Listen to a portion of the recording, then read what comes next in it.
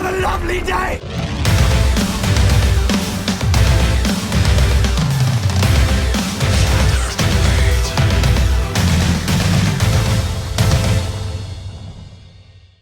Welcome to Flat Earth Debate Premiere Uncut. I'm your host Nathan Oakley, and if you are new to this channel, or you've not done so already, how dare you, then be sure to subscribe and hit the bell notification icon to keep up to date with the Flat Earth Debate. If you'd like to join the community debate, then go to nathanoakley.com and check out the Flat Earth Debate forum, which you should definitely all join. If you'd like to support the channel, there is a super chat that runs alongside each of these shows while they premiere. There's also a PayPal, Patreon and crypto link in the info box below the video. Now, we're joined by a whole bunch of people in Discord and on Google+, but before I pass over to them, I'm going to do a quick shout out to all of the people who currently support me on Patreon. So a massive, massive shout out to Alistair, Billy Highvolt, move my mic a bit closer so I can do this a bit quicker, Burn Fat Till My Stomach Is As Flat As The Earth, Chow Young Cat, Dank, David Wayne Foster, Edwin Johnson, roll down, Felix, Fireball, Godrockin, Jeranism, Kirsten Smith, Matt, Michael, Page, Craig, Qatar Craig, Reinhardt, Renee, Sam, Sweet Equity, Texas Mike, FlatEarthChannel.com and Tina Baker. A massive thank you to you, one and all, for supporting me on Patreon. And with that, I'll pass over to the Google Plus Hangouts on air and mute myself so I can hopefully join in the conversation. And then I'll introduce the Google Plus and Discord servers as we can get a little bit of dead air for me to actually join the conversation. This is probably where I'm rumbling. I'm just going to open the mic. We'll see where we're getting on. We are specifically the exceptions to that rule. I used to do push-ups while watching TV. And what? There you go. For hours and hours. Yeah, but that's you. That's normal. And now if someone says, "Wow, you're so strong," that's you're like, "Well, no, that's not amazing. It's just, I was training. It's not, you would say you can do it. You could do it. It's not amazing. It's just that you were lazy, right?" And that's what 10th Man is here saying. "Oh, wow, I could never do that." I didn't say any of that. He never said that. Spurs. What's wrong with you? Okay, so like what he's asking, I'm because I jumped in late. I'm not sure exactly what the whole thing is about. But what's the point of the guy running up the mountain in his shorts? What's the crescendo What's it of prove? this? What's the point? What's it proving or disproving on the other side? What's the point of this? What's it proving or what's it disproving? Or to put it another way, who cares? You do not need to take oxygen tanks at high altitudes. And therefore, the Earth is a giant penis? What's the point?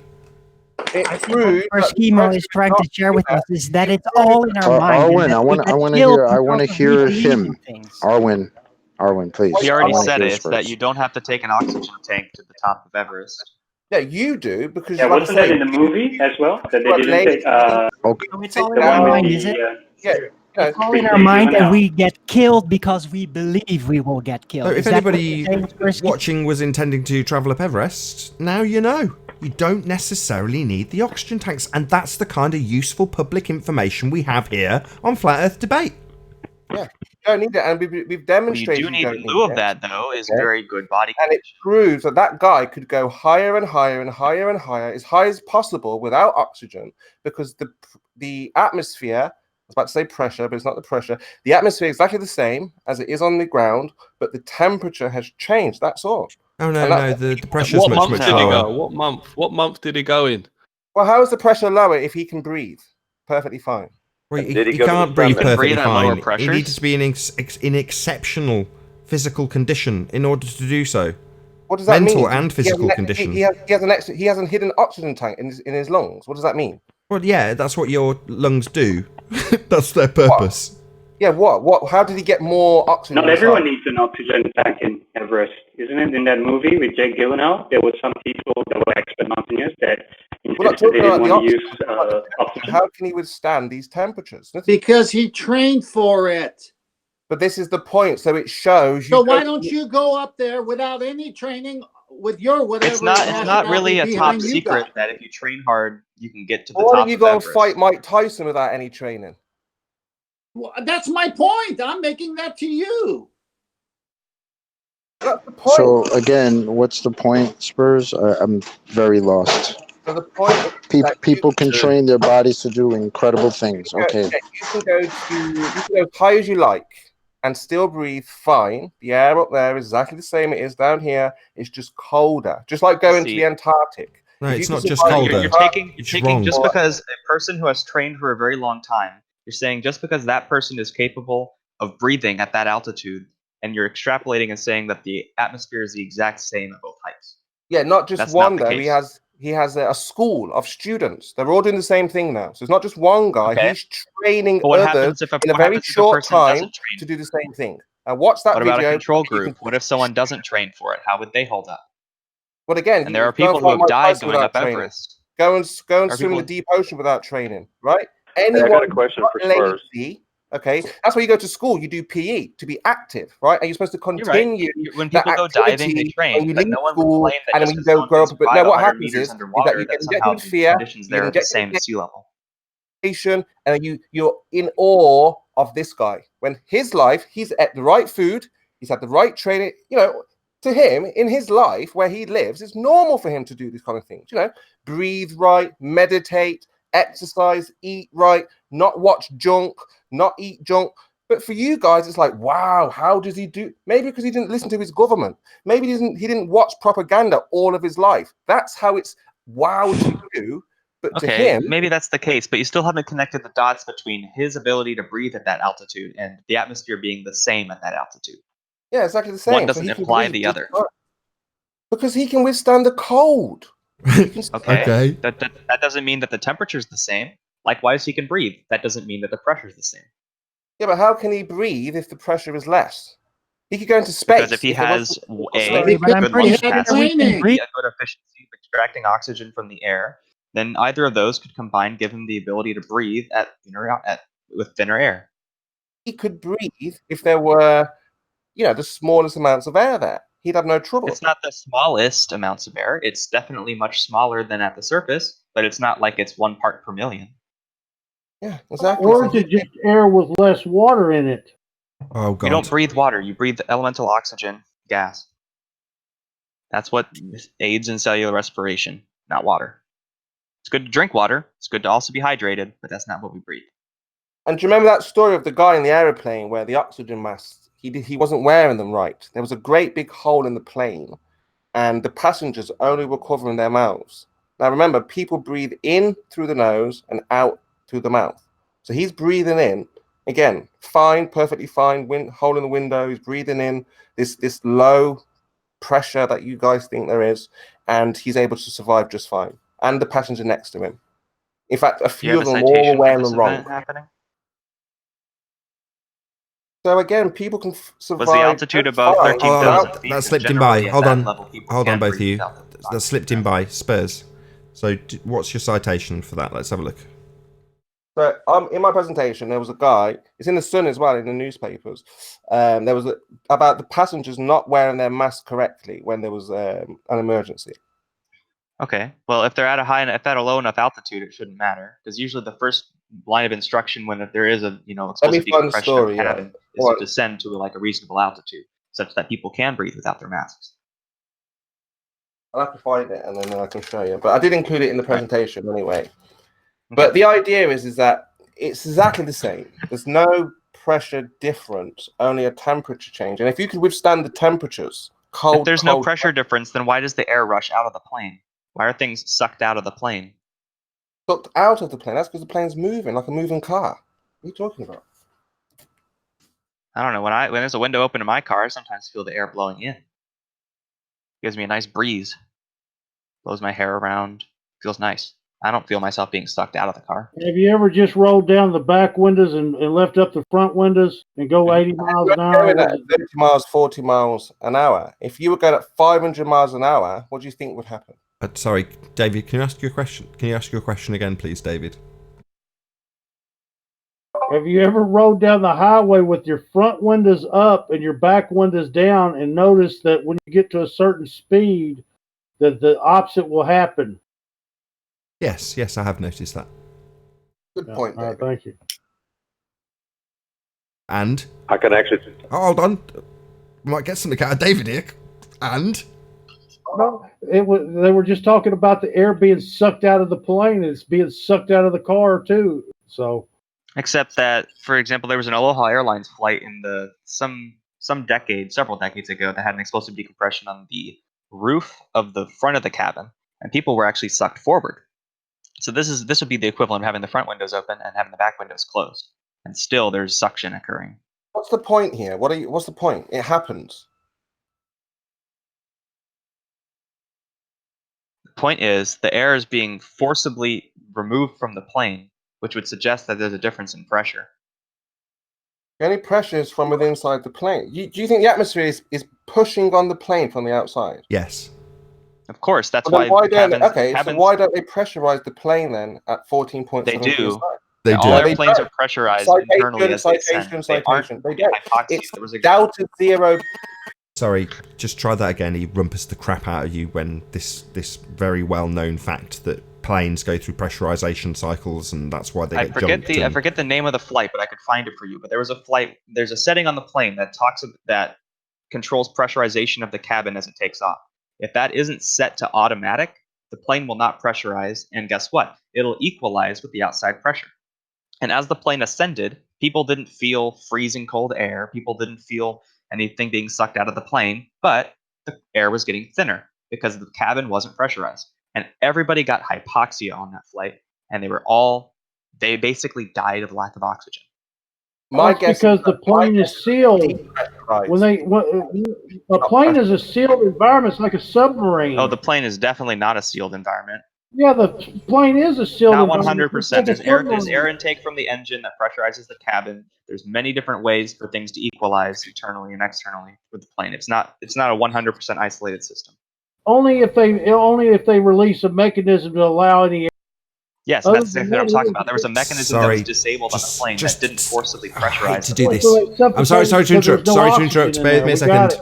Sorry, it's not 100% closed system. Oh yeah, sorry. No worries. There's these things called valves that open and close to allow either maintaining pressure or equalizing pressure. I don't know if you've heard of those things. They're called valves. The cabin has to be pressurized while it's flying, or people will pass out from a lack of oxygen because the air will be too thin. Regardless of the temperature. They could be sitting pretty in their 75-degree cabin, but they'll still he doesn't pass out. He's doing exercise up there. That's because of the temperature. You've all ignored him. Oh, God. You've all ignored him. Right. Now, whether or not it's true, I don't care. I've seen the same documentary to the point where the pilots also became hypoxic. They've got their headphones on. They are looking out the window, but they can't be hailed. They've got jet fighters flying next to them trying to hail them on the radio. That one too. That's exactly the one I'm talking about. Yeah, and they can't get in touch with them because their brains have shut down through hypoxia.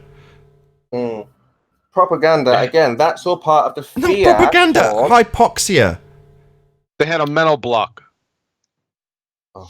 Simple lack of oxygen. But this guy who's trained has conditioned himself for that low oxygen environment to survive in it. Now, unless you're conditioned in that way, you suffer hypoxia and then death. Listen, it's not a trick. All he did was meditate, right? He wasn't doing any kind of special exercise that, you think that he's kind of doing. He's just thinking about it. Meditation itself is an exercise to relax your metabolism. Train. What are you still something that's not every time the training is daily routine. I have one small point. Okay. The point is if you fill a balloon with oxygen, all he does is and meditate. You fill a balloon with helium, right? Mm-hmm. Which one's going to float? The helium one. Don't change the subject. Spurs. Just go look at this guy training. He sits in ice. You think he meditates on the warm couch? He sits in ice. Yeah. You're saying he doesn't train. He just meditates. I still don't get the point. Yeah, well said, Chocolate. There isn't one. This doesn't seem to relate to anything flat earth or globy or debunking or proving anything. Yeah, what is the point? Atmosphere is the same. Just the change in temperature is all that's happening. Right, and if you, like you said, that's proven. That's proven to completely not true. As 10th man just said, he trained in ice, cold temperatures, to go up and survive in cold temperatures. That not low pressure, just cold temperatures. That's it. Hey, can I ask first something real quick? We'll jump in. What are the necessary components to sustain life? No, you tell me. Well, we need air to breathe, for one. We need food. Water. Sorry, we do know water. No, we talked about this already. Only water. You need water, just water. Okay, so if I just breathe a glass of water, I'll survive. Just a glass. I'll breathe a glass of water. I'll be okay. Absolutely. If you let that water evaporate into your nostrils, you will survive. That's oh my goodness. What am I listening to? Chemos, have you heard of a hyperbaric chamber? If you're going to play silly buggers, right, you're going to get a silly bugger answer. You know that's not what I mean. Water, you asked me about life, and I said water is the key for life. I said there's more components than water that's necessary for life. A human being. You need oxygen. You need oxygen. Yeah. You do need water. You need food. Is there oxygen on any? You need a certain temperature range. You need a certain temperature range. You need a certain pressure range. Mm-hmm. Those are the necessities for life. If you take any one of those to the extreme, you will die. How can you weigh a helium balloon, man? How do you weigh that floating gas? That all of those elements, Paul, can be argued that they are everywhere in the cosmos, whatever you want to call it, but not water. And this water is what. There's a key thing I said too. There's temperature. No water. A certain range of temperature is necessary for life.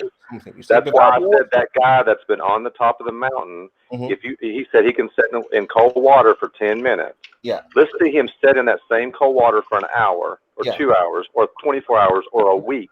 Yeah. And see what happens. Yeah. Sure. Because ultimately, his mental state and his body conditioning is going to run up to the thing called the laws of physics. Yeah. His body temperature, his body cannot keep up with the temperature change, and he's gonna just literally freeze. Yeah. Because all his heat, his body heat's gonna be pulled right away from him. Right. Just like these guys. Can I make a quick example, please? Wait a minute. I'm still talking. Yeah. I've actually got something on screen right now. You ever heard of doping? You know what doping is? Okay. You know what it is? Blood doping. Blood doping. Yeah, I know what blood doping is. Adam knows. Doping. What's that? Doping basically is there's multiple ways. There's drug-induced doping, and there's the little thing where they actually take the guy has his blood drawn, has all basically the plasma removed, and re-injects his own after a certain amount of time after he trains. He injects his own red blood cells into his body. Okay, and the reason being, the one thing about the red blood cells are very critical. Red blood cells, and it's got iron in it, and the iron in the red blood cells is what carries the oxygen, which is necessary for life. Okay, and the reason they do that is for the training issue, that they don't get as tired, they don't breathe as heavy, because their body is actually getting a lot more oxygenation in their bloodstream. Wow. So this guy that's training is if you did a good test on his red blood cells, he's probably got a higher red blood cell count than I do or anybody on this panel does. Probably. But his students, there was a girl from America. She was able to. But that aside, anyway. How long? No. We're not going to go off target here. We're not off topic. You said mental state in control. Mental 2 hours in control, right? Well, how long does it take to run up Mount Everest? Would you say? Okay. Did he go to the summit? Yeah. I'm talking about standing on the top, on the very peak. Right at the top. How long would it take? Show me that he went to the top. Documentary? Paul, you need to do some more research, fella. You're the one making the claim. You're the one making the out there claim. for everyone to see. 10th Man saw this a year ago now. Okay, and you're asking about this now and where to find all these kind of things. Again, show me that he went to the summit. Right. How long does it take to run up Mount Everest? That's not what I'm asking you. Show me the data that he went to. How long would it take? I don't know. I'm not asking that question. 10 minutes. Go to the summit? Let me ask just one quick question. If you blew up a balloon with just straight air on the ground, right? You're going to run up Mount Everest with this balloon filled with air that you blow up on the ground with an air compressor, right? You just take an air compressor, you blow up a balloon, a 10-foot balloon. And as you're running up that mountain, what is happening to that balloon? What is that balloon doing? What is air made out of? As you go up that mountain and it gets colder, what does that balloon do? Okay, what Turns is into a air lemon made drop. out of? It takes 5 minutes, according to Paul, to run up that mountain. I didn't say that. I didn't say anything Well, about how long that. does You're it take to assuming run up that. 29,000 feet? What is air made Answer out me of? what would happen to that Air is balloon. made out of What would that water balloon and do other gases. if you just put compressed air in a balloon and you ran up to the top of Mount Everest? What is that balloon's size going to do? Okay, I actually been talking about the nature of life and what's consistent of life. That balloon probably, as it goes up the mountain, is probably going to expand because the You're going to pressure use that reducing. balloon to breathe out of when you get up there. Okay, you're gonna take this balloon as you go up with this balloon. When you get up there, you're just going to breathe the air out of the balloon versus the air outside. Is there going to be any difference? Yes. Oh, we don't know that, Paul. Come on, that's just you assuming. But what we do know, If you're carrying because that's what they call that. That's why those most of the people carry oxygen or carry air bottles at the top because they're getting air. That balloon's going to shrink, and it's going to become the same area temperature as the outside air at the top of Mount Everest, and you're going to be able to breathe either one of them. Thank you very much. David, get your balloon and go to Mount Everest and show us, and come back with a documentary showing proving that. Yeah, how come the Sherpas prove? Because that's kind of what Spurs. How come the Sherpas, the paid guides to mountain climbers and Everest for years and years, don't run up in shorts? They live at that altitude because they are afraid of what might happen to them. There's a fear. Okay, type in go higher. If it's warmer in the summertime, they can go up higher than in the wintertime because of the temperature and their ability to breathe is solely due to the temperature. You guys right? interrupt like an anthill. It's exactly the same as running over hot coals, right? You would be afraid of running over hot fire, whereas the firewalkers would say, afraid of what? Excuse me. You'd be afraid of going to the top of Mount Everest because you'd be like, oh, I'm going to be freezing cold. I'm going to die. Whereas this guy is like, no, there's no fear. I can do this, no problem. And hey, Spurs, let's talk about those firewalkers for a second. Obviously, you've gone to Rumpus's school like people go to this guy's school and got trained well there. Here's the thing about the firewalkers, Spurs. One thing about the firewalkers, I have never seen a firewalker just stand in the middle of a fire. Mm-hmm. I've never seen it. Okay. If you show me one, I would love to see a firewalker that can just stand and he's just thinking that he can stop the fire from burning his feet. Yeah, you want more. Wait a minute. Most of those firewalkers run across. I understand. You want There's actually physical things that occur that can keep that from happening. For one, the heat transfer you got to be in contact for a long period of time for the heat to transfer. Yeah. Two, they're also saying that there could be moisture on the bottom of their feet that's actually creating a bit of an air pocket. Right. So, but show me an firewalker that's going to stand in the middle of a fire and not get burned. I agree. I agree. Conversation. There's a limit. There's a limit to which the body can withstand physically. I hear your point. And now what Paul is saying is what I've been illustrating. Paul is like, no way. There's a fear here that man cannot do these types of things. Now, this is what we're talking about. Now, the firewalkers would show me someone standing in a fire. The firewalkers would laugh in the face of Paul. And You're walking. There's a big difference between walking and standing. If what you're saying is right, then they should be able to stand in the fire. Show them standing in the fire for at least 6 hours, 12 hours. You want more. You want more. Show me that. But the point is, so if it's our mental state that's causing this, then this should happen. I should be able to overcome all kinds of things with this. My mental state. You can't because you are in fear. They have no fear. You know that expression, no fear. People who jump out of airplanes. People who jump. I've never seen anyone standing. No, you're missing the point. I've never seen anybody standing for hours upon time in cold water. You're missing the point. I wouldn't jump out of an airplane. I would be afraid of jumping out of an airplane. Someone who jumps out of an airplane is like, well, that's not a problem. I do it all the time.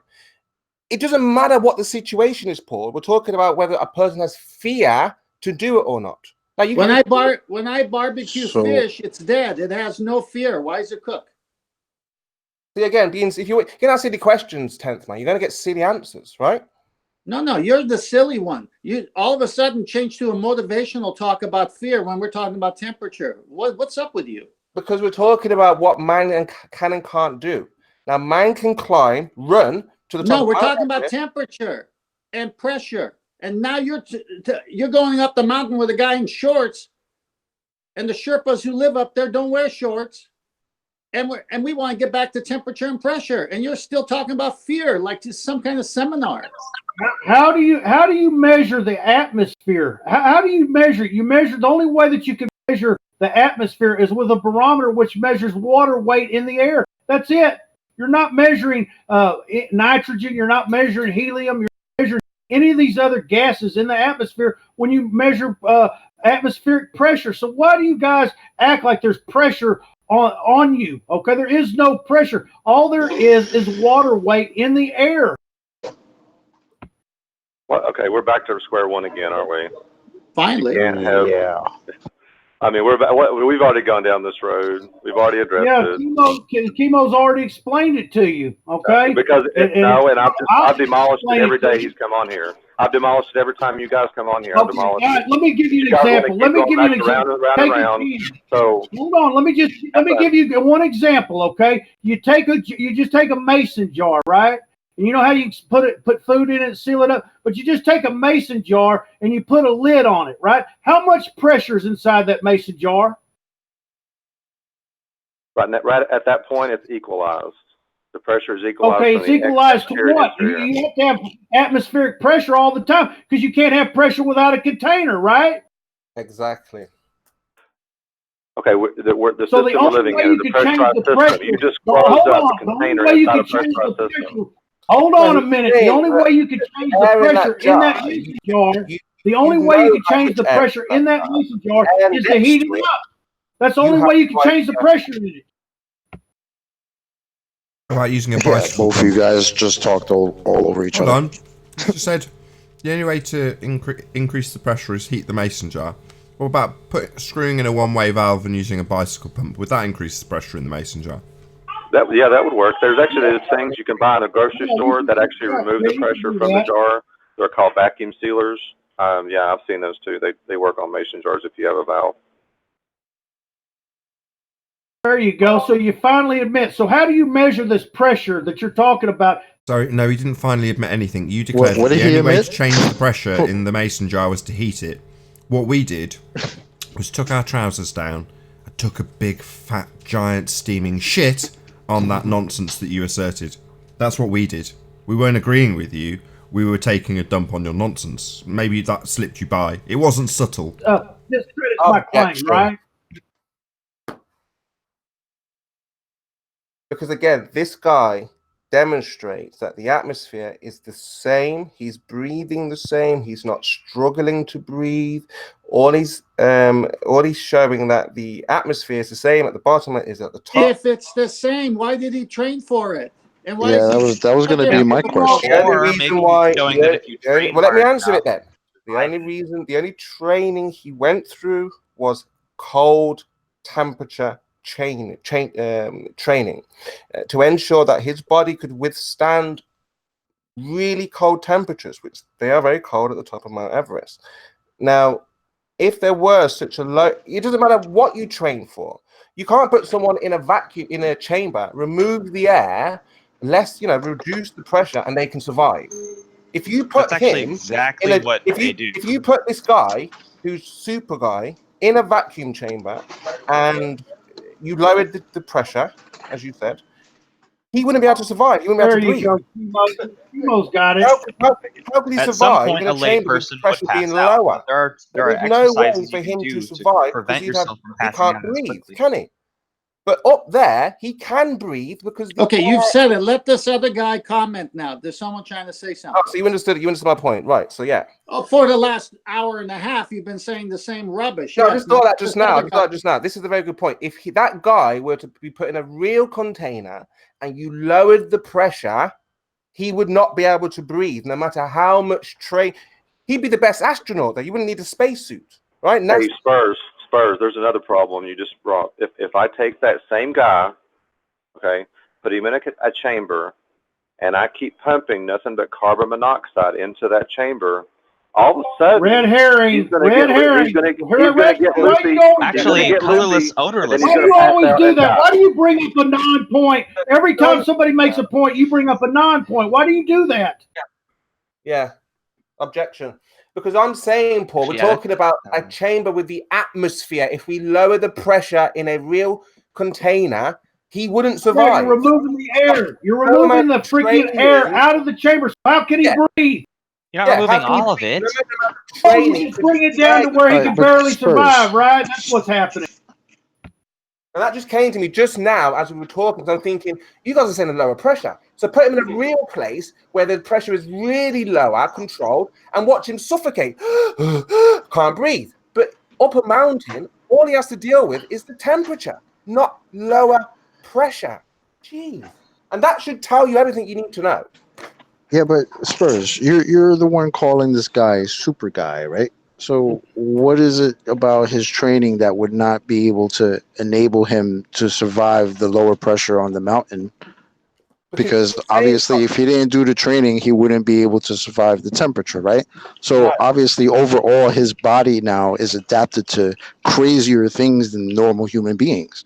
So what if he's just able to go to the top of the mountain and survive the pressure because his body has been adapted to it? Doesn't negate the fact that there's still lower pressure up there, bro. At the top of the mountain, there's just less water. Hold on, David. Yes. I put up my hands around your neck and slowly stop you from breathing, or I did it to him. You put your hands around his neck. Are you saying that the tighter you squeeze, he could still breathe just fine because of the training? This is very possible. There are people out there that do craziness. You're the one bringing one of these examples up. No, there are people you can take I've seen guys where you could take a nail gun and put it right to their throat, pull the trigger, and they won't even get hurt. They don't even get a scar from it. So again, I don't understand the point of this. Run up to the top of Mount Everest. What is the size of that balloon going to do as you go up that mountain? Oh my God! Even the same guy's website. If we're talking about the same person, Random Everest, his own website that talks about his method mentions yes, cold therapy as part of the method, but also managing your breathing. It says heightened oxygen levels hold a treasure trove of benefits. Now, why would he need heightened oxygen levels unless there was less oxygen in the atmosphere around him? Right. So he could go in a vacuum chamber then, and you could remove the air, and then he would just walk around. No, you don't remove all of it. You decrease the pressure some. No, not a vacuum chamber. You think that less of one gas means that you think because one gas is heavier than another gas, that means less pressure, right? Maybe there's just another gas that's not as light or as heavy as oxygen up there. How about that? I mean, well, yeah, of course. Do we know what gases are in these areas? So you've got to look at all the noble gases and figure out where they're stacked at, because each gas is going to float so high. Gases don't stack. Again, this is talking to your fundamental misapprehensions about what gases do. They don't stack up. That's not how gases work. Stratifies perfectly. Not true. A helium balloon proves that's wrong, man, because a helium balloon flies higher than any other gas. Why is that? Because helium is less dense than all the other gases? Oh, there you go. There we go. Now you're getting it. Or any mixture of those gases. Okay, so that gas would float above all these other gases, right? Even due to the temperature would be the differential of how high it floats. Now, what's the difference between helium in the atmosphere and helium contained in a small balloon that you're refusing to let escape? It's all about how high these gases have the ability to float due to temperature. Oxygen and water molecules in there can only go high. That's why clouds only go so high. What do you mean has to do with temperature? All I mentioned was the density. That's why when you get to 30 miles, it's windless and weatherless. There are no more clouds. There is no more water. There's nothing. The wind doesn't even blow, man. All I mentioned was the density of the balloon. I said nothing about temperature. You injected that into the conversation yourself.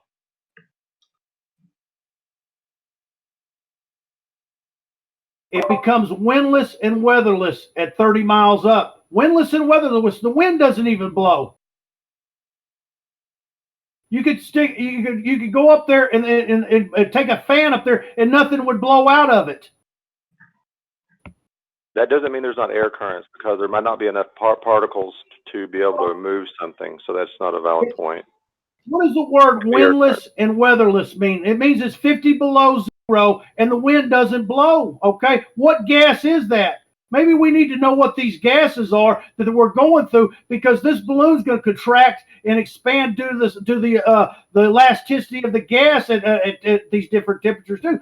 This conversation is not just an open and shut case that you get Dwayne Kellum's floating balloon with his man-made instruments. Just call it this is how it is, because all that does is confirm what the science books say. So you're a science book confirmer. It's all right. We got it. Man-made instruments. Is there another kind? Yeah, the actual. You gotta find that natural barometer. The actual balloon increasing in size. You are the natural barometer. You know when there is real pressure. If you go underwater, you feel pressure. If you leave the water, you feel temperature.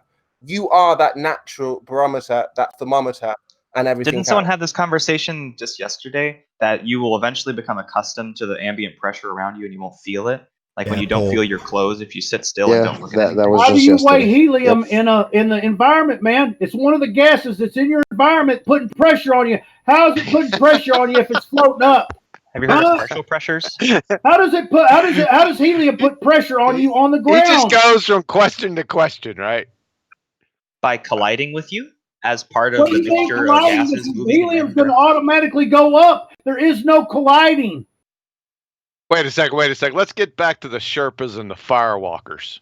I mean, I come back for that. It's all in the mind, John. It's all in the mind. If you want to run up Mount Everest, believe that you can. Fear. Firewalkers disprove pressure. I'd like to test that. I'd like to test that, Spurs. But obviously, utilising yourself. So it's all in the mind. Forget about the fire. Yep. Just for 1 week, I want you to walk in no shoes and no socks. It's all in the mind. Fear, Nathan. I'm afraid of that, though. I cannot meditate long enough to remove that fear. What a load of old bollocks. Well, you could do it. I could do it. We all could do it. This guy, if we were his student, we could get in that right state of mind. And we could walk over fire. Except that his method isn't about state of mind as much as it is acclimating yourself to cold and decreased oxygen. Hey, Chemo, the greatest point you made is putting a man in a vacuum chamber and pulling the air out of it. That's what these guys believe. They believe as you go up that this pressure goes negative and it's pulling the air out of the system.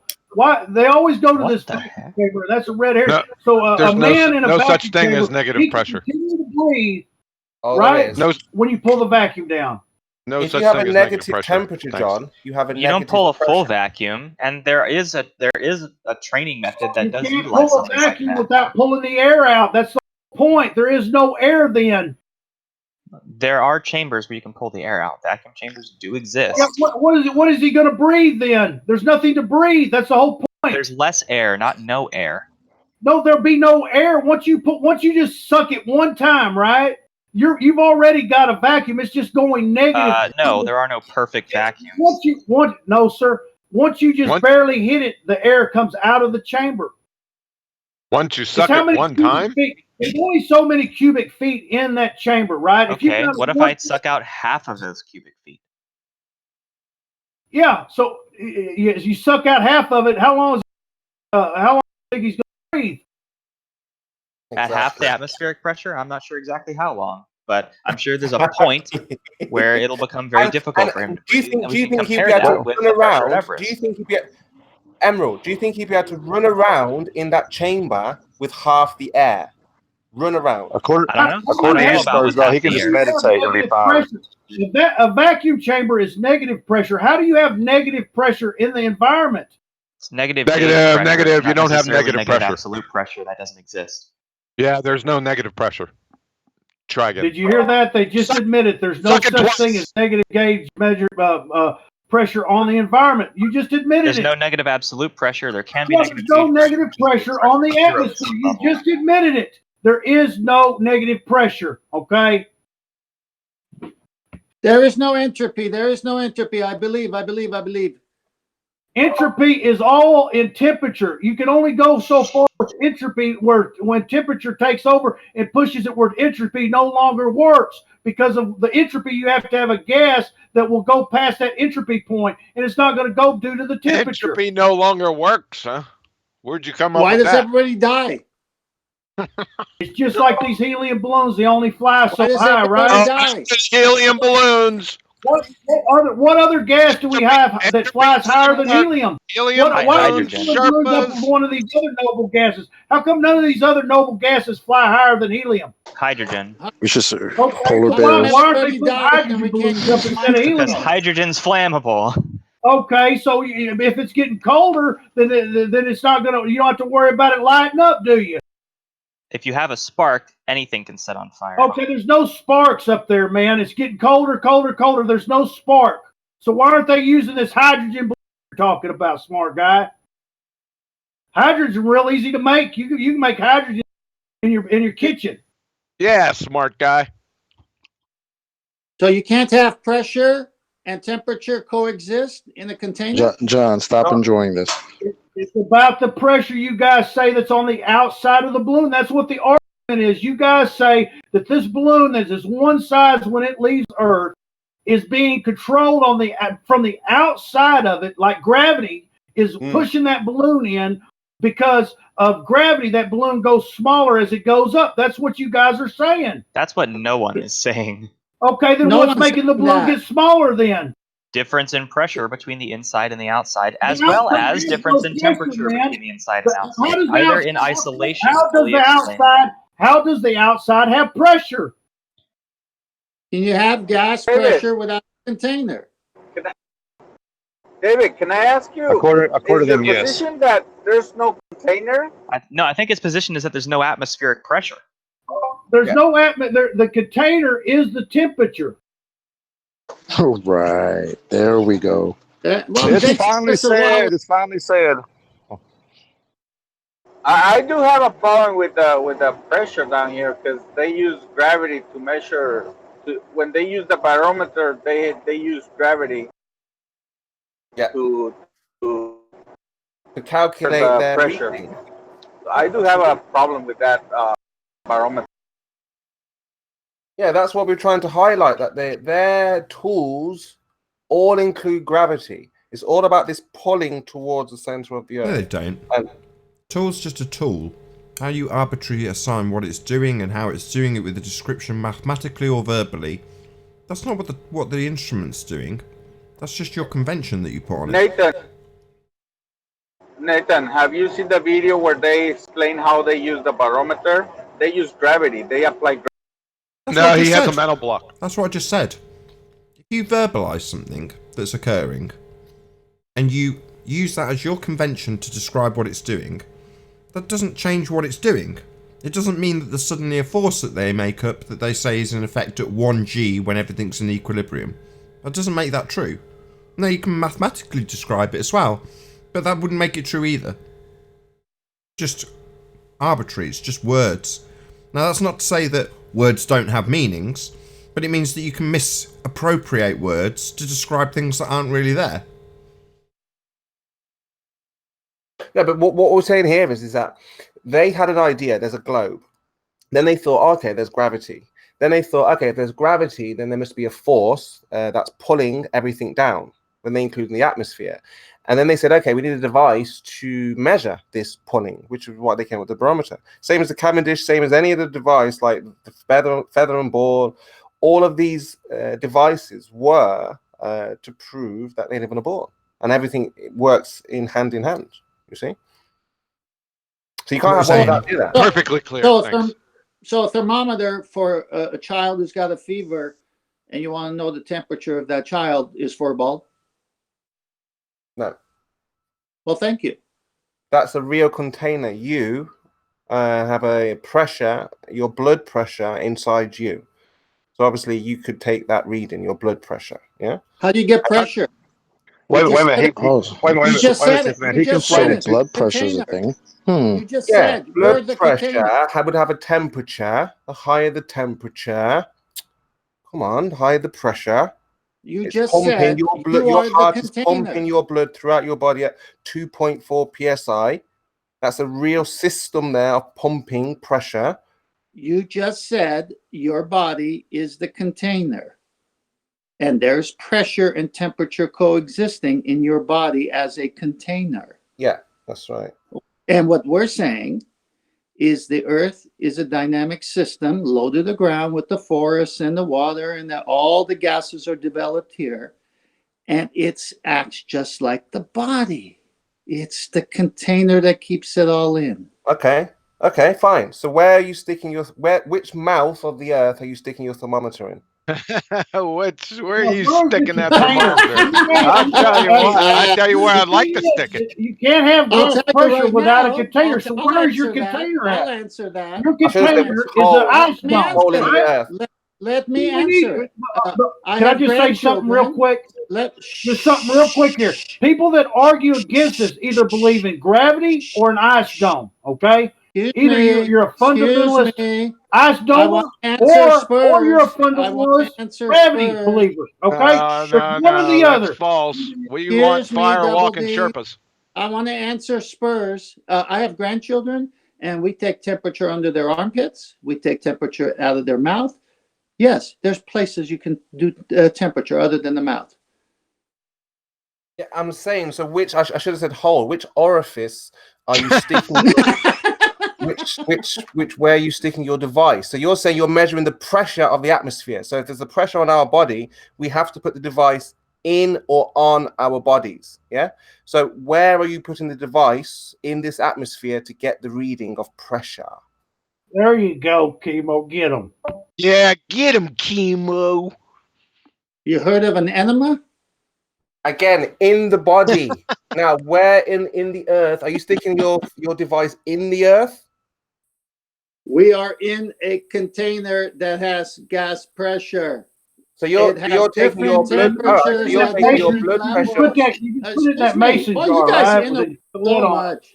You guys interrupt so much. It's very difficult to have a conversation. You guys should take training like that guy, except in less interruption training. My goodness. I do have the same question. How do they measure the pressure? I still it's called a barometer. Barometer. Hold on, I want to look for the barometer thing. Barometer. That's how they do it. Densman, essentially what you're saying is that I could breathe. No, what I'm saying, I never got to say because you took a course. No, but what you're essentially saying is that I could breathe, take my device, and then take my blood pressure from what I've just breathed out. Listen, Spurs, it's so simple. Just go talk to a person who owns a motorcycle. They pack for all kinds of weather. It's hot. They don't wear as much clothes. They go to a higher altitude. They go to the back of the bike where there's a bag or a case. They take out their jackets. They wear that. Sometimes you need gloves. Sometimes you don't need gloves. Okay. Your body senses it at different levels, at different heights. What do you mean there's no pressure? I feel pressure all the time. Okay, you have a high blood pressure. Okay. No, it's not that I have a high blood pressure. Pressure all the time. Where do you stick All right, it at? here we go. Let's get down to the point so we stop arguing about inane stuff. He said, whoever that was, that the container is temperature. So can he expand on that? Define temperature. Yeah, we can expand on it. What happens to a balloon as you run up from the bottom of the Mount Everest to the top? Stop, Dave. Stop with the balloon shit, please. What does that balloon define do? Temperature? Like he asked. It gets smaller, right? You're going to air that balloon up at the bottom of Mount Everest. You're going to run to the top. That balloon is going to be a lot smaller than it was on the ground, right? This is one of the first times I ever heard Chocolate actually get aggravated and start swearing. No, he never. Hey, the one thing is Racer, I understand your position. You're a domer. You're no different than a gravity believer to me. Okay, that's the whole Who the fuck are you talking to? I'm talking. Who the fuck are you talking to? I'm talking to QA. He believes in the dome. Yesterday. QA. Okay? This isn't a Q&A. You're a fundamentalist domer. Quality assurance? Okay? You have a set position. Yeah, quality assurance. Right? You have a fundamentalist position. So why should I even argue with you? It's like arguing with somebody about gravity. What does fundamentalist mean? Quantum eraser, you believe there is a dome.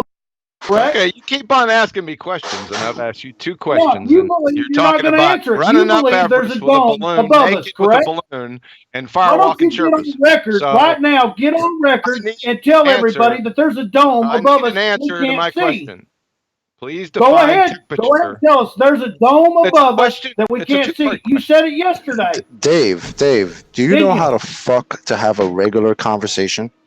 Right. Like, holy shit, you've been doing nothing but screaming at people for the past fucking 2 hours, bro. Relax and have a conversation. Of a fundamentalist is a person that believes gravity does it, right? That's being you got me 2 seconds for going to mute you myself. I swear to God, bro. Right? A flat earth is somebody that says there's a dome and because the Bible says it. Dave, what's the container? What's the container? Let's get this back on track. So, okay. David, before you answer, so there's been an assertion that temperature can contain the gas pressure.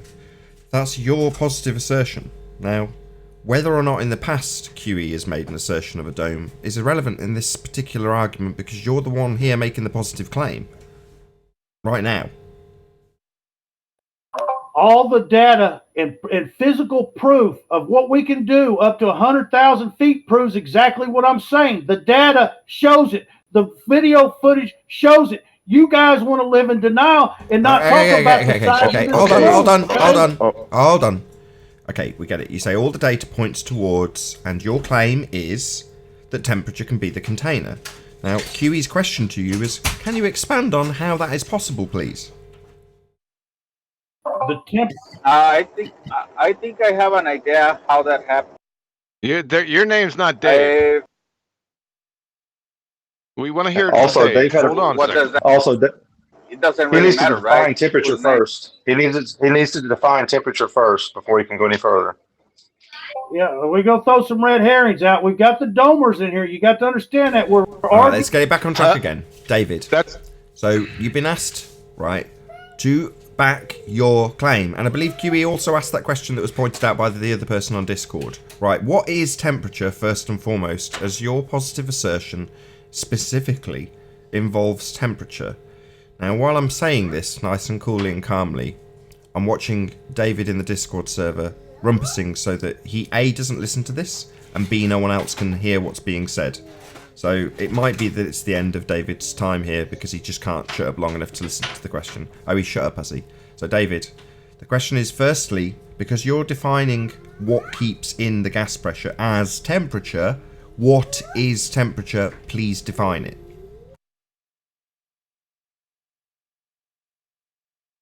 Will somebody pull up Google real quick so these guys know what they're talking about, since they don't seem to understand anything? Tough guy, that would be you. You were the one asked the question. Are you kidding? You're saying temperature contains the gas pressure.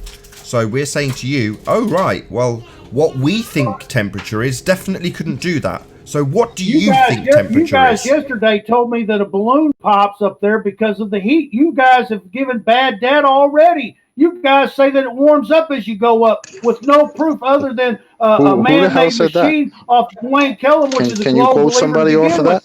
You pick and choose your information to fit your bias, right? All right. What you do. You correct us if we're biased. What's temperature exactly, David? Well, somebody read off what temperature is on Google. No. I'm asking you. I've already done that. I've looked at it, and you're saying we've got misapprehensions and are wrong and don't understand. Now I'm asking you, the one making the positive assertion, to make your understanding of what the word temperature means clear to us. Well, there's what do you want to do? Describe it with a mercury barometer? Definition. Define the word temperature. If you want to describe temperature, I can do that for you just well. If you want an accurate definition, define, Google it. Not describe. Well, somebody please read the Google dictionary over there, so these guys. Why don't you do that, David? If that's what your definition is, Dave, do you see the point of you having you do this is because you're the one telling us we don't know what we're talking about, and you're the one saying that cold weather, cold temperature is the barrier. So we need you to tell us exactly what your understanding of the word temperature is. Temperature drops as you rise in atmosphere, right?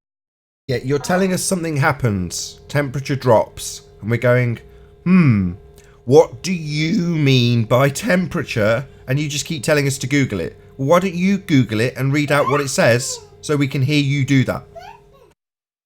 My keyboard's broke. Somebody put it in the pseudoscience chat so we can just get what the Google says so we can see what they're arguing here. But surely you know already. You must have done this before using this word. You know what temperature means, right? You could define it. What do you define as temperature? I have not memorized the Google definition of temperature. No, I have not. Okay. So then how can you come in here and explain to us how temperature... Do we need to know the definition of temperature to know what it is? We know what it is, but Dave's telling us it does something fundamentally uncharacteristic of temperature, which is that it acts in a way of containment. Now, that defies what I understand as temperature, and when I point that out that we would like him to define it so we understand what he thinks temperature is, he just rumpuses the Discord and talks over everyone. That's what he does. Temperature is solely due to contraction and expansion. What's temperature, David? Tell us what temperature is. Define it for us so we understand what you think temperature is. Okay, I know. So temperature's not expansion because of heat. Don't tell us what it isn't. Define what it is. My keyboard's not working. I don't need your keyboard. Use your...